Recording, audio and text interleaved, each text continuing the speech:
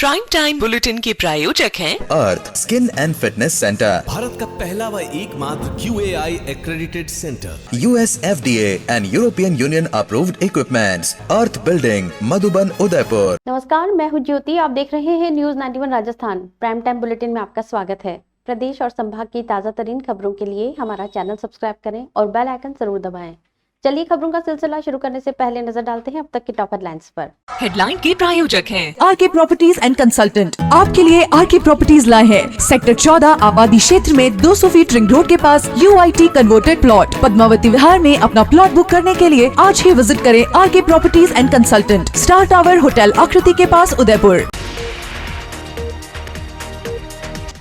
उदयपुर में लूट की वारदात, ज्वेलर्स के मालिक से की मारपीट, 40 किलो चांदी और सोने के जेवर लूटे।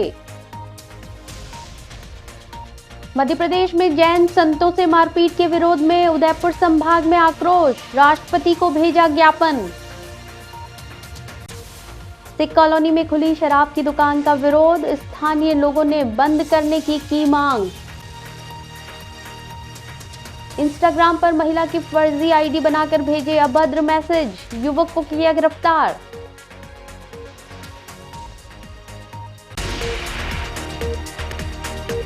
उदयपुर जिले के डबोक थाना क्षेत्र के मीठा नीम में बुधवार शाम एक सनसनीखेज लूट की वारदात सामने आई है। चारभुजा ज्वेलर्स के मालिक अंशुमन सोनी के साथ मारपीट कर 3 से 4 युवकों ने उनके पास से लगभग 40 किलो चांदी और सोने के कीमती गहनों की लूट कर ली। जानकारी के अनुसार अंशुमन सोनी दुकान बंद कर अपने घर लौट रहे थे। चारभुजा ज्वेलर्स की दुकान उनके घर से महज 500 मीटर की दूरी पर स्थित है। रास्ते में पहले से रेकी कर रहे युवकों ने उन्हें रोका और मारपीट कर जेवर से भरा बैग लूटकर फरार हो गए। घटना के समय अंशुमन के दादा प्रहलाद सोनी किसी काम से शहर आए हुए थे। उन्हें जब घटना की जानकारी मिली तो वे तुरंत मौके पर पहुंचे और पुलिस को सूचना दी। घायल अंशुमन को MB अस्पताल में भर्ती कराया गया है, जहां उसका इलाज जारी है। प्रहलाद सोनी ने बताया कि लूटे गए जेवरातों की कीमत लाखों में है और इस घटना से पूरे क्षेत्र में दहशत का माहौल है। पुलिस ने मामला दर्ज कर लिया है और आरोपियों की तलाश के लिए इलाके में लगे CCTV फुटेज खंगाले जा रहे हैं। फिलहाल बदमाशों का कोई सुराग नहीं लग पाया है। मैं तो उदयपुर था और मेरी दुकान है मीठा नीम में, चारभुजा ज्वेलर्स के नाम से। तो वहाँ से बच्चा घर पे सामान लेके जा रहा था, थैले के अंदर सामान लेके जा रहा था, जिसमें चांदी भी थी और सोना भी था। तो तादाद तो कुछ डेफिनेट तो पता नहीं, पर वजन भारी था। तो दुकान का, क्योंकि शाम को मंगल कर देते हैं, तो कोई भी ये बदमाश लोग या तो रेकी कर रहे थे। तो ये जो ही आगे बढ़ा 500 मीटर के दायरे में, और उन्होंने इस पे शायद पत्थर फेंके, तो पत्थर से इसको घायल कर दिया। और हो सकता है उन्होंने फिर उसके साथ मारपीट भी की हो, फिर वो उसका बैग ले करके और भाग गए। लमसम डेफिनेट तो नहीं कह सकता हूँ, पर बच्चा बता रहा था कि 35-40 जो भी है। तो बच्चा डेफिनेट वो, क्योंकि मैं वहाँ प्रेजेंट नहीं। हाँ, 35-40 जो भी बीच में है, जो भी अंदाजन जी। तो सोना कितना था? सोना उसमें जो भी है बजंटी वगैरह ने ऐसे कुछ जेवर्स वगैरह थे। तो मैं वहाँ प्रेजेंट नहीं था, मैं उदयपुरी था। और फिर मेरे को जो सूचना मिली थी, तो सूचना मिले हुए कोई भी डबो कि इसको इलाज कराने लाए। CI साहब को भी मैंने फ़ोन किया था। CI साहब भी पूरी हेल्प कर रहे हैं हमारी, और मैं इसका यहाँ इलाज करा रहा हूँ उदयपुर हॉस्पिटल में। A1 Senior Secondary School, a legend in school education. Co-education English medium with commerce and science stream. School aims at all-round development of children. School aims to create genuine interest for education through playway and audio-visual modes. Be able to make sensible choice between right and wrong.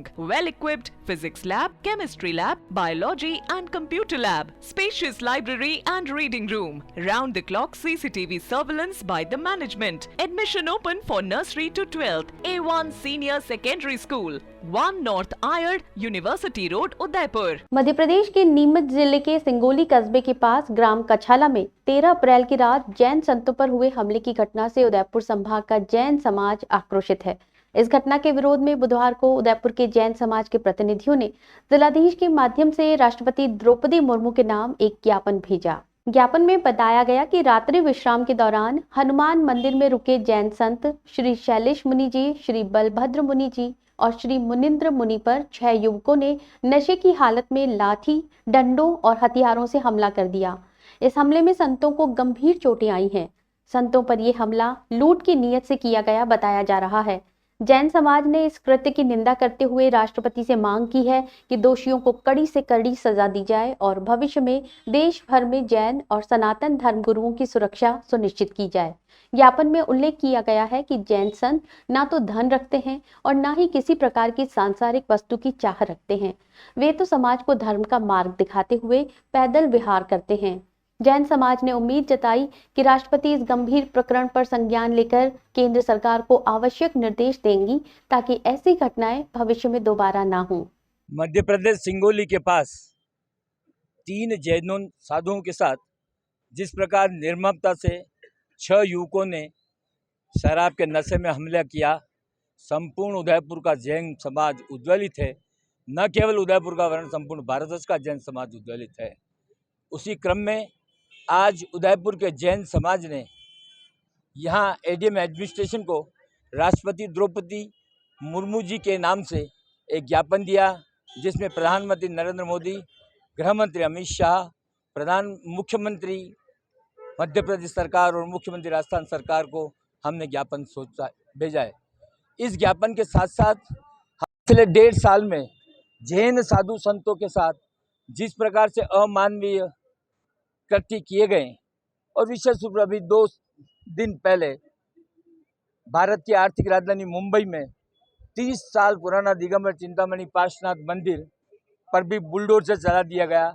इसकी हम कठोर शब्दों में निंदा करते हैं, भर्त्सना करते हैं तथा साथ ही हम ये कहते हैं कि इस तरह की कृत्य पुनरावृत्ति न हो, ये प्रशासन इस बात का ध्यान दे। किया गया वास्तव में निंदनीय कार्य है। पिछले 1.5 वर्षों से जैन संतों के ऊपर जो अत्याचार और जिस तरह से किए जा रहे हैं, वास्तव में मैं कहना चाहूँगी कि अभी हमने द्रौपदी जी मुर्मू राष्ट्रपति जी, प्रधानमंत्री जी, एमपी के राजस्थान के मुख्यमंत्री जी को ज्ञापन दिया है और ज्ञापन के अंदर कहा है कि आगे इस प्रकार की घटना अगर हमारे जैन संतों के ऊपर हुई तो अभी तो हमारा जैन समाज केवल जियो और जीनो दो के सिद्धांत पर चल रहा है और हमने एडीएम को ज्ञापन दिया है, लेकिन आगे अगर इसकी पुनरावृत्ति हुई तो जैन समाज सड़कों पर उतरेगा और इसके पूर्व कृत्य से हमारी हम निंदा करते हैं।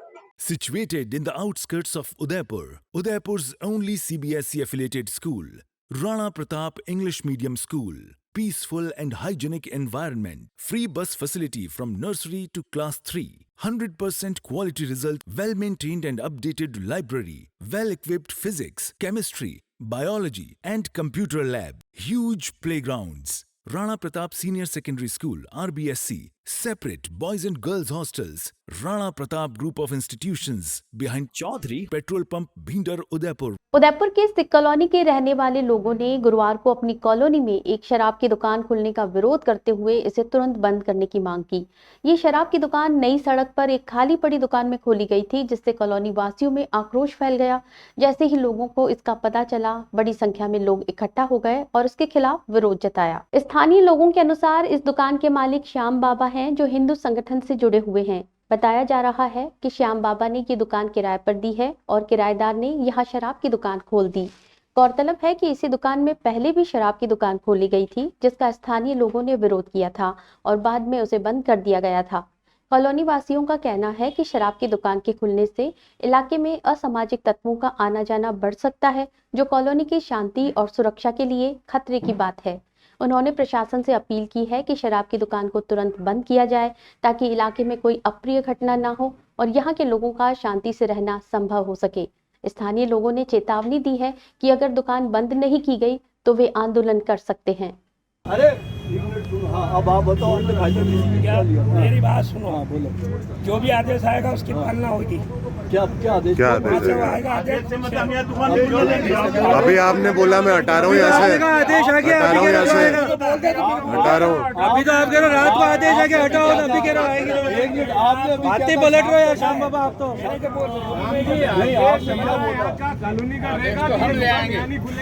नहीं आदेश आ गया, ये खुद कह रहे हैं कि अभी मेरे को बोल दिया हटाने के लिए हटाओ, अभी कह रहे पलट रहे। अभी आपने कहा कि मैं शाम तक मेरे बाबू ने बोला है कि भाई यहाँ से शिफ्ट कर दे।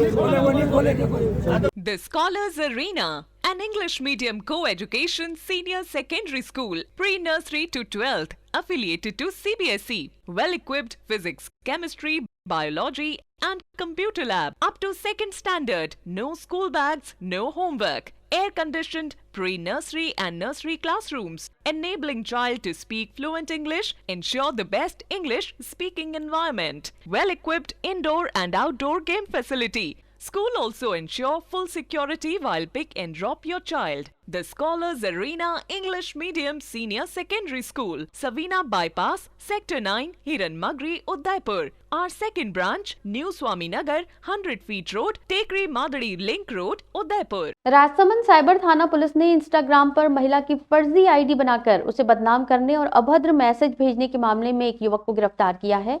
आरोपी ने सोशल मीडिया पर महिला की छवि को धूमिल करने का प्रयास किया और उसे समाज में बदनाम करने की धमकियां भी दी थी। पीड़ित महिला ने साइबर थाने में रिपोर्ट दर्ज करवाई थी, जिसमें उसने फर्जी आईडी को बंद करवाने और आरोपी पर कार्रवाई की मांग की थी। मामले की गंभीरता को देखते हुए पुलिस अधीक्षक मनीष त्रिपाठी और अतिरिक्त पुलिस अधीक्षक महेंद्र पारिक के निर्देशन में साइबर थाना टीम ने त्वरित कार्रवाई करते हुए तकनीकी जांच शुरू की। जांच के आधार पर आरोपी मान सिंह पुत्र दौलत सिंह राठौड़ को गिरफ्तार किया गया। आरोपी ने स्वीकार किया कि उसने महिला की फोटो का दुरुपयोग कर इंस्टाग्राम पर फर्जी प्रोफाइल बनाई थी। इस कार्रवाई में head constable Suresh Kumar, Virendra Singh, constable Ratanlal, Bharat Singh, Tilkesh Kumar और अभिमन्यु सिंह की टीम ने महत्वपूर्ण भूमिका निभाई। पुलिस अब मामले में आगे की जांच कर रही है और फिलहाल आरोपी से पूछताछ जारी है। राजस्थान में गौवंश तस्करी को लेकर सियासत गर्मा गई है। भारत आदिवासी पार्टी के जिलाध्यक्ष अनुतोष रोत ने प्रेस विज्ञप्ति जारी कर भाजपा सरकार पर गंभीर आरोप लगाए हैं। उन्होंने कहा कि बीजेपी राज में पुलिस की सुरक्षा में गौवंश तस्करी हो रही है, लेकिन 4 दिन बीत जाने के बाद भी ना तो गौवंश के मालिक का पता चला और ना ही कोई ठोस कार्रवाई हुई है। अनुतोष रोत ने कहा कि नागौर से 52 गाड़ियों में करीब 400 गौवंश ले जाए जा रहे थे, लेकिन सरकार इस पर मौन है। उन्होंने कहा कि अगर ये घटना कांग्रेस राज में होती तो भाजपा नेता सड़क पर उतर आते। उन्होंने आरोप लगाया कि भाजपा की कथनी और करनी में बड़ा अंतर है। आपके चैनल को जय जोहार। आज का जो वार्ता का विषय है वो गौवंश तस्करी को लेकर के अभी पिछले दिनों 52 गाड़ियाँ जो जा रही थी, नागौर से निकली थी, वो गौवंश तस्करी का जो मामला है वो एक तरफ बीजेपी सरकार ये कह रही है कि हमारी सरकार में गौवंश तस्करी नहीं होती है, और नागौर से जो ये गाड़ियाँ निकली उसका मालिक कौन है, कौन चला रहा था, सरकार इसमें जिम्मेदार कितनी है। सरकार की तरफ से अभी तक कोई स्टेटमेंट जारी नहीं हुआ। आए दिन इनके जो जनप्रतिनिधि हैं वो विरोध तो कर लेते हैं हर चीज़ों का, गाय हमारी माता ऐसा कह देते हैं, लेकिन हमको ऐसा लगता है कि ये सिर्फ कहना, कथनी और करनी में इनका बहुत रात दिन का अंतर है।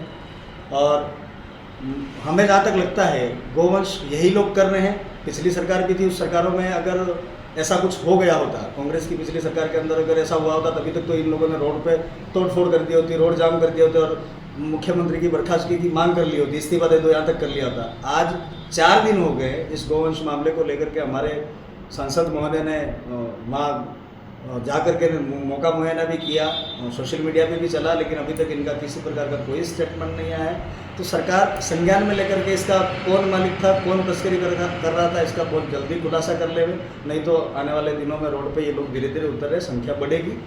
इधर चित्तौड़गढ़ में राजस्थान गौ सेना के जिला प्रमुख ने भी मुख्यमंत्री को ज्ञापन सौंपकर गौ तस्करी में लिप्त पुलिस कर्मियों पर कड़ी कार्रवाई और सीबीआई जांच की मांग की है। उन्होंने कहा कि गौ सेवकों को रोकने के लिए पुलिस ने लाठीचार्ज किया और उनके मोबाइल तक छीन लिए। गौ तस्करी की घटनाएं भविष्य में नहीं होनी चाहिए। हम कभी नहीं चाहते कि हमारे गौ तस्कर हमारे राजस्थान के अंदर तस्करी करे और हम देखते रहें और सरकार नींद में सो रही है।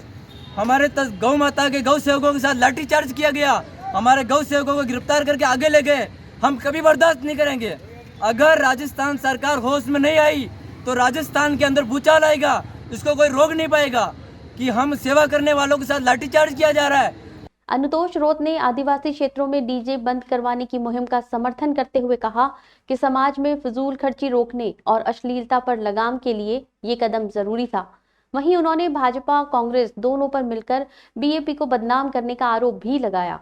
मनरेगा भुगतान, बेरोजगारी और क्षेत्रीय विकास की अनदेखी को लेकर भी उन्होंने सरकार पर निशाना साधते हुए कहा कि डबल इंजन की सरकार जनहित के मुद्दों पर विफल रही है और लोकतंत्र की हत्या कर रही है। इसी के साथ में डीजे को लेकर के पिछले 2-3 महीनों से एक मुहिम चल रही है समाज के तौर पे, सामाजिक लेवल पे एक डीजे को लेकर के जो मामला चला, उस मामले को लेकर के लगभग सभी जगह हमने 2 दिन पहले शादी का एक माहौल था, 14 तारीख को लगभग शादियाँ होने, बहुत सारे मुहूर्त थे, शादियाँ होने वाली थी। उस दिन हमने देखा बहुत सारा प्रभाव पड़ा है, डीजे बंद हुए हैं, लोकल वाद्य यंत्रों के साथ में, शहनाई के साथ में बारातें गई, हमने देखा। बंद इसलिए करने का निर्णय लिया समाज ने कि इससे बहुत सारी गतिविधियां गलत हो रही थी। कहाँ से कौन बच्चा आकर के नाच रहा था, बाप भी नाच रहा है, बेटी भी नाच रही है, सास भी नाच रही है, बहू भी नाच रही है, कोई मान मर्यादा लाज लपट नहीं थी और दारू पीते थे। तो इस एरिया में डीजे पूर्णतः सभी कार्यक्रमों में बंद होना चाहिए, किसी भी प्रकार के कार्यक्रमों में डीजे नहीं बजना चाहिए। और दारू को लेकर के मुहिम छिड़ी हुई है, इस अनुसूचित क्षेत्र में पूर्णतः दारूबंदी होना चाहिए गुजरात की तर्ज पे। इसी के साथ में थोड़े दिनों पहले कांग्रेस के कुछ पदाधिकारियों ने या कुछ जनप्रतिनिधियों ने हम पे आरोप लगाया था कि बीजेपी की बी टीम है।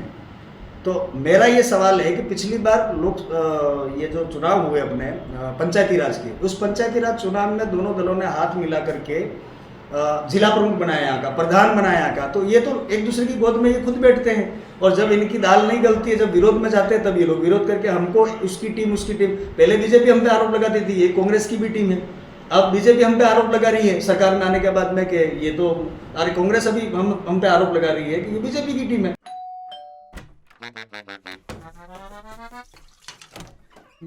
Hello aunty. किचन तो साफ रखा हुआ है। बच्चू ये तुम्हारा नहीं, वाइटिक्स का कमाल। तेल हटाए, बर्तन चमकाए, पानी भी बचाए। Whitex homes, clean homes. Dungarpur जिले की बनकोड़ा ग्राम पंचायत के सरपंच जैकी मीणा की बुधवार देर रात एक सड़क हादसे में दर्दनाक मौत हो गई। हादसा चित्तौड़गढ़ जिले के भादसोड़ा थाना क्षेत्र में 6 लेन हाईवे पर हुआ, जब पीछे से आ रहे एक तेज रफ्तार ट्रक ने उनकी जीप को जोरदार टक्कर मार दी। इस टक्कर में सरपंच की पत्नी भावना और 2 साल का बच्चा लेखित गंभीर रूप से घायल हो गए हैं। हादसे के बाद पूरे बनकोड़ा गांव में मातम छा गया है। जानकारी के अनुसार शाम को अपनी पत्नी भावना, बहन तारा और भांजे निहाल के साथ बनकोड़ा से टैक्सी के जरिए जयपुर के लिए रवाना हुए थे। जैकी अपने भांजे निहाल का जयपुर में कोचिंग संस्थान में एडमिशन करवाने गए थे। बुधवार रात को एडमिशन प्रक्रिया पूरी कर वापस लौटते समय उनकी जीप को चित्तौड़गढ़ के भादसोड़ा थाना क्षेत्र में पीछे से आ रहे ट्रक ने टक्कर मार दी। टक्कर इतनी जबरदस्त थी कि जीप के परखच्चे उड़ गए। हादसे में जैकी मीणा, उनकी पत्नी भावना और 2 साल का बेटा लेखित गंभीर रूप से घायल हो गए। घायलों को तत्काल चित्तौड़गढ़ जिला अस्पताल ले जाया गया, जहां डॉक्टरों ने जैकी मीणा को मृत घोषित कर दिया। भावना और लेखित को प्राथमिक उपचार के बाद गंभीर हालत में उदयपुर रेफर किया गया है। हादसे में टैक्सी ड्राइवर दिनेश भोई और सरपंच की बहन तारा भी घायल हुए हैं। दोनों का इलाज चित्तौड़गढ़ अस्पताल में जारी है। सरपंच जैकी मीणा की मौत की खबर जैसे ही बनकोड़ा गांव पहुंची, पूरे गांव में कोहराम मच गया। ग्रामीणों और परिजनों का रो रो कर बुरा हाल है। घटना की सूचना मिलते ही जैकी के रिश्तेदार, दोस्त और समर्थक बड़ी संख्या में चित्तौड़गढ़ के लिए रवाना हो गए। पुलिस ने मामला दर्ज कर लिया है और ट्रक चालक की तलाश जारी है। फिलहाल पूरे क्षेत्र में शोक की लहर है। जैकी मीणा एक लोकप्रिय जनप्रतिनिधि माने जाते थे और उनकी असमय मौत ने पंचायत को एक बड़ा झटका दिया है। सच्चाई की नींव पे एक आशियां हम बनाए, उम्मीदों का एक दीपक मिलकर हम जलाए। 2 आंखें देखती है बस एक सपना, अपनों के लिए हो एक घर अपना। घर सिर्फ जरूरत नहीं, हमारा सपना होता है। इसीलिए तो वैदेही ग्रुप लाए हैं अफोर्डेबल लेकिन मजबूत घर शहर के अंदर। Vaidehi premium housing project at new Navratna complex. Udaipur नगर निगम की प्रस्तावित सीमा विस्तार अधिसूचना के तहत राजस्व ग्राम बलीचा को निगम क्षेत्र में शामिल किए जाने के खिलाफ आज ग्रामवासियों ने एकजुट होकर विरोध प्रदर्शन किया। ग्रामीणों ने जिला कलेक्टर को एक आपत्ति पत्र सौंपकर इस निर्णय को तुरंत वापस लेने की मांग की है। ग्रामीणों ने बताया कि 30 जनवरी 2025 को जारी अधिसूचना में उनकी सहमति के बिना बलीचा को नगर निगम क्षेत्र में शामिल किया गया है, जो एक तरफा और जन विरोधी है। उन्होंने चिंता व्यक्त करते हुए कहा कि बलीचा टीएसपी क्षेत्र में आता है, जिससे स्थानीय युवाओं को प्रतियोगी परीक्षाओं में विशेष लाभ मिलता है। निगम में शामिल होने से ये दर्जा समाप्त हो जाएगा और विकास कार्य भी प्रभावित होंगे। ग्रामीणों ने आरोप लगाया कि इस निर्णय से गांव की संस्कृति, जीवन शैली और आजीविका पर नकारात्मक प्रभाव पड़ेगा। शहरी प्रशासनिक प्रक्रियाओं से उन पर अनावश्यक आर्थिक बोझ पड़ेगा। किसानों और पशुपालकों की पारंपरिक आजीविका खतरे में पड़ जाएगी और घरों और दुकानों पर कर लगने से गरीब वर्ग बुरी तरह प्रभावित होगा। ग्रामीणों ने चेतावनी दी है कि यदि प्रशासन ने उनकी मांगों पर ध्यान नहीं दिया और बलीचा को निगम सीमा से बाहर नहीं रखा तो वे आंदोलन और अनशन करने के लिए मजबूर होंगे, जिसकी पूरी जिम्मेदारी प्रशासन की होगी। उन्होंने कलेक्टर से इस मामले में हस्तक्षेप कर बलीचा को निगम सीमा से बाहर रखने का आग्रह किया है। कलेक्टर महोदय साहब से और सरकार से ये निवेदन कर रहे हैं कि हमारी जो ग्राम पंचायत है वो ग्राम पंचायत ही चाहिए, हमारे को निगम में हमारे को नहीं जाना। ये मेरे गांव वालों की पूरी मांग है और आज हम सब मिल कर के जिला कलेक्टर साहब महोदय जी को हम एक ज्ञापन देने आए हैं और इनको हम सूचना दे रहे हैं कि भाई हमारी जो मांग है उसको पूरी की जाए। राजसमंद के कुंभलगढ़ के घने जंगलों से एक रोमांचक और चिंताजनक खबर सामने आई है। यहाँ के जंगलों में पैंथर की मौजूदगी की पुष्टि 2 वायरल वीडियो से हुई है, जिनमें पैंथर को शिकार करते हुए साफ देखा जा सकता है। सोशल मीडिया पर तेजी से वायरल हो रहे इन वीडियो ने वन्यजीव प्रेमियों और स्थानीय प्रशासन का ध्यान आकर्षित किया है। पहले वीडियो में पैंथर हिरण का पीछा करता नजर आता है। जैसे ही हिरण पास आता है, पैंथर झपटकर उस पर हमला करता है और उसे दबोच लेता है।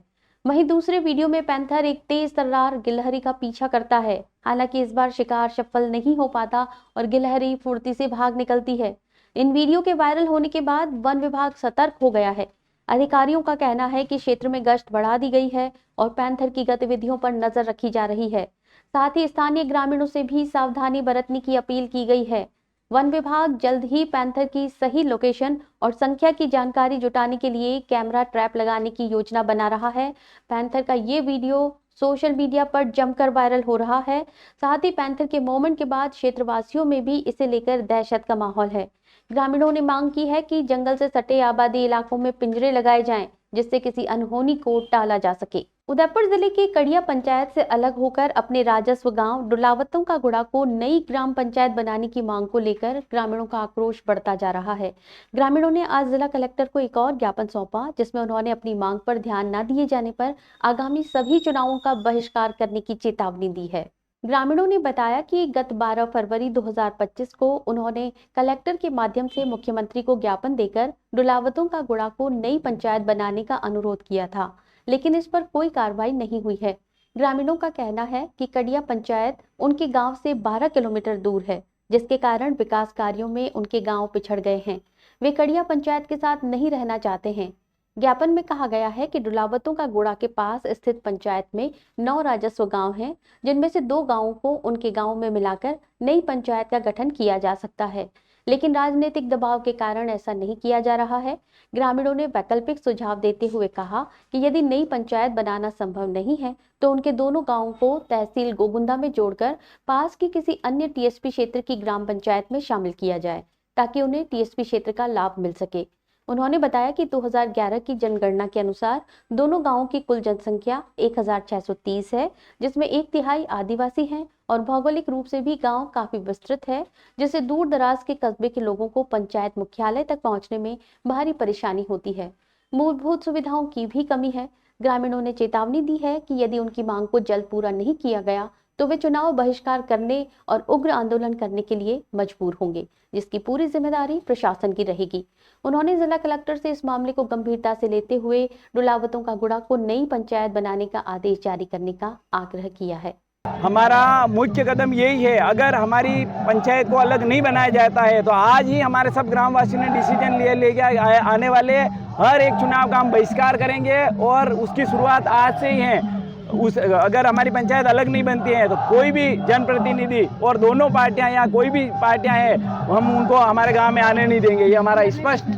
पूनम फर्नीचर 31 वर्षों से आपकी सेवा में। Office, hospitals, hotels, college, corporate और सभी तरह के गवर्नमेंट इंस्टीट्यूशंस में टर्नकी प्रोजेक्ट्स विशेषज्ञ पूनम फर्नीचर्स आपके लिए लाए हैं 0 डाउन पेमेंट 0% ब्याज पर आसान ऋण योजना। घर के आंगन सा लगे ससुराल का हर कोना।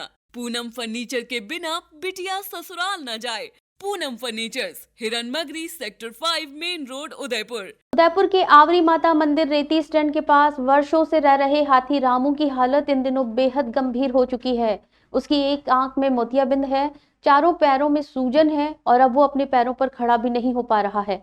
बुधवार को उसे क्रेन की मदद से खड़ा किया गया। इस दौरान वन विभाग से रेंजर हिम्मत सिंह भी मौके पर मौजूद थे। रामू की बिगड़ती सेहत को लेकर स्थानीय पशु प्रेमियों और सामाजिक संगठनों ने प्रशासन और वन विभाग पर गंभीर लापरवाही के आरोप लगाए हैं। ये भी बताया जा रहा है कि 2 वर्ष पहले भी रामू की सेहत को लेकर शिकायत की गई थी, लेकिन तब भी कोई ठोस कार्रवाई नहीं की गई। जानकारी के अनुसार राज्य जीव जंतु कल्याण बोर्ड ने 20 मार्च 2025 को एक पत्र जारी कर रामू के इलाज और बेहतर देखभाल के निर्देश दिए थे, लेकिन अब तक उस पर कोई अमल नहीं हुआ। सूचना के अधिकार के तहत मांगी गई जानकारी से ये भी सामने आया कि वन विभाग के पास रामू के उदयपुर में आने की कोई स्पष्ट जानकारी तक नहीं है। 14 जुलाई 2024 को हाई पावर समिति द्वारा जारी आदेश में साफ तौर पर कहा गया था कि उदयपुर के हाथी रामू और मोती को तत्काल वाइल्ड लाइफ SOS आगरा में स्थानांतरित किया जाए। आगरा स्थित संस्था ने रामू का इलाज करने और उसे अपने संरक्षण में लेने के लिए सहमति भी दे दी, लेकिन इसके लिए चीफ फॉरेस्ट वार्डन की लिखित अनुमति आवश्यक है। स्थानीय पशु प्रेमियों का कहना है कि जब सभी दस्तावेज, निर्देश और इलाज की सुविधा उपलब्ध है तो प्रशासन आखिर किस बात का इंतजार कर रहा है? क्या बेजुबान जीव की पीड़ा तब तक अनदेखी की जाती रहेगी जब तक उसकी मौत न हो जाए? पशु प्रेमियों ने मांग की है कि रामू को जल्द से जल्द आगरा भेजा जाए ताकि उसे सही इलाज मिल सके और उसके जीवन को बचाया जा सके। अब ये देखना होगा कि प्रशासन इस बार भी चुप रहता है या वाकई कोई संवेदनशील कदम उठाता है। डूंगरपुर जिले के धंबोला थाना क्षेत्र के अंतर्गत सीमलवाड़ा कस्बे में पुलिस ने नकली निशा हिना बेस्ड हेयर कलर बेचने के मामले में बड़ी कार्रवाई करते हुए एक आरोपी को डिटेन किया है। पुलिस ने आरोपी की दुकान से भारी मात्रा में नकली मेहंदी जब्त की है। जानकारी के अनुसार Yutika natural private limited Nashik के अधिकृत प्रतिनिधि सोमन सिंह सेंगर ने पुलिस को रिपोर्ट दी कि उनकी कंपनी का प्रसिद्ध उत्पाद निशा हिना बेस्ड हेयर कलर बिना अनुमति के सीमलवाड़ा निवासी जाकिर मेघरेजा द्वारा नकली रूप में बनाकर बेचा जा रहा है।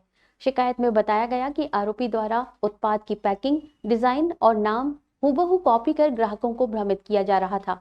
इस नकली मेहंदी में घटिया केमिकल और हानिकारक तत्वों के प्रयोग का भी आरोप लगाया गया, जो उपभोक्ताओं के स्वास्थ्य के लिए गंभीर खतरा बन सकता है। पुलिस अधीक्षक मोनिका सेन, ASP अशोक मीणा और CO राजकुमार राजोरा के निर्देशन में थानाधिकारी रिजवान खान के नेतृत्व में MR ट्रेडर्स नामक दुकान पर छापा मारा गया। छापे के दौरान दुकान में रखे निशा ब्रांड की मेहंदी के पैकेट असली उत्पाद से मेल नहीं खाते पाए गए। पुलिस ने नकली मेहंदी जब्त करते हुए आरोपी जाकिर मेघरेजा के खिलाफ कॉपीराइट एक्ट और IPC की धाराओं में प्रकरण दर्ज कर लिया है।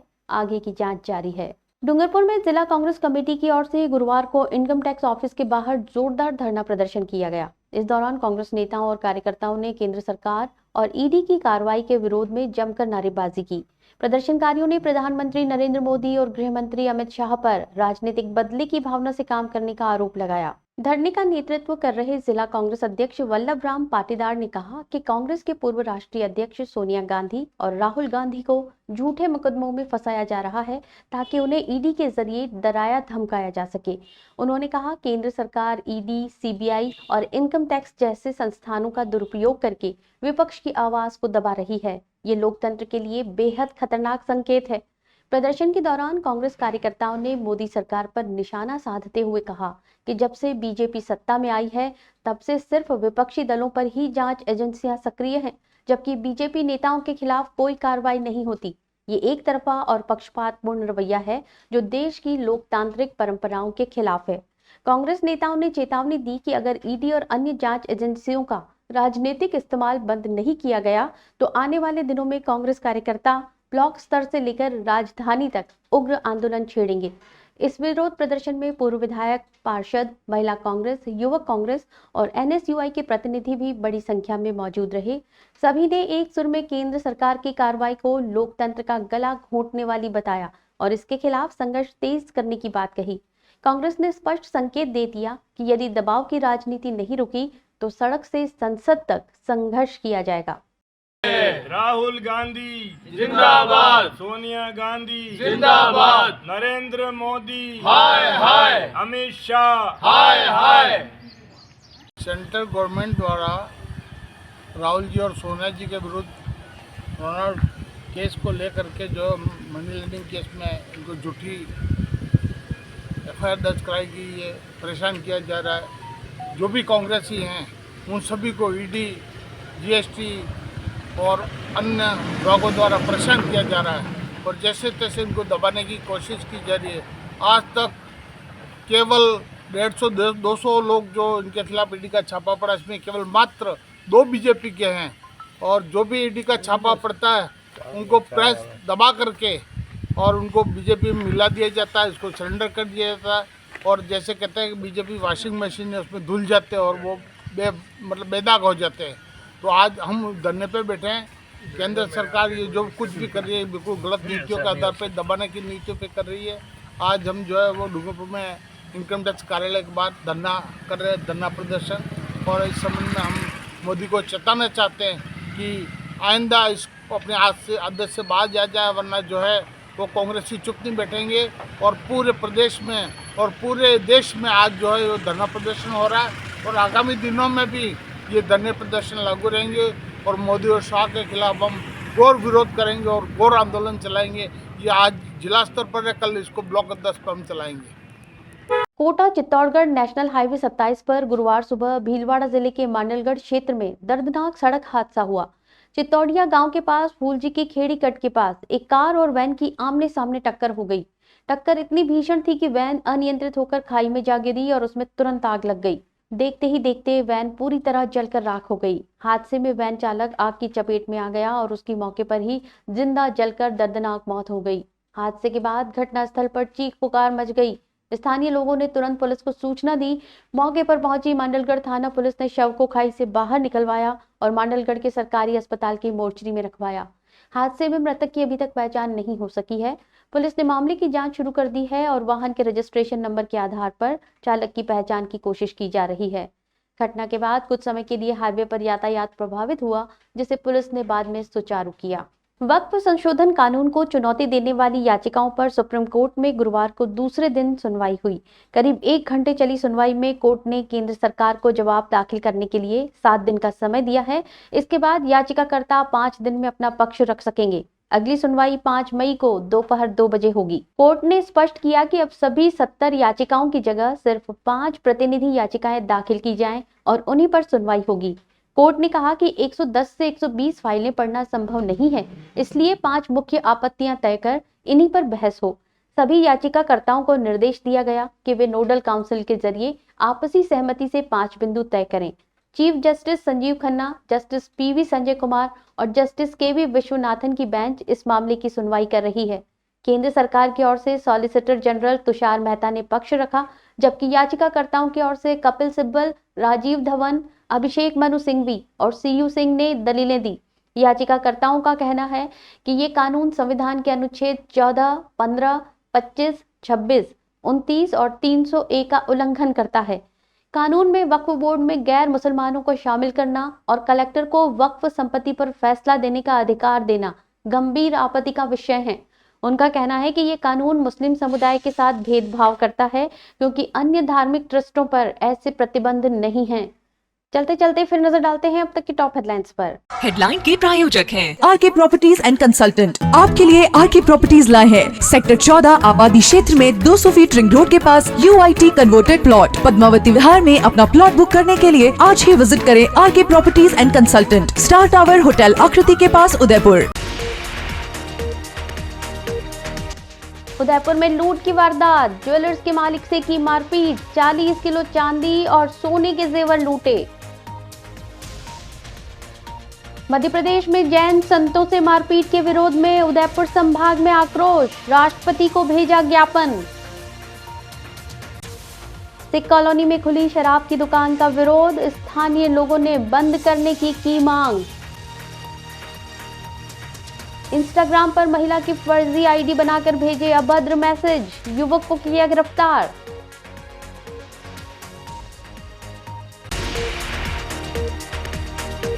अपने स्मार्टफोन पर प्रदेश भर की खबरों से अपडेट रहने के लिए आज ही हमारा चैनल सब्सक्राइब करें और बेल आइकन जरूर दबाएं। फिलहाल इस बुलेटिन में इतना ही। दीजिए इजाजत ज्योति को। आप बने रहिए न्यूज़ 91 राजस्थान के साथ। नमस्कार। प्राइम टाइम बुलेटिन के प्रायोजक हैं Arth skin and fitness centre, Bharat का पहला व एकमात्र QAI accredited center, US FDA and European Union approved equipments, earth building, Madhuban, Udaipur. ये है चैनल 91 प्लस नेटवर्क और आप देख रहे हैं न्यूज़ 91। न्यूज़ 91, आवाज हम सबकी।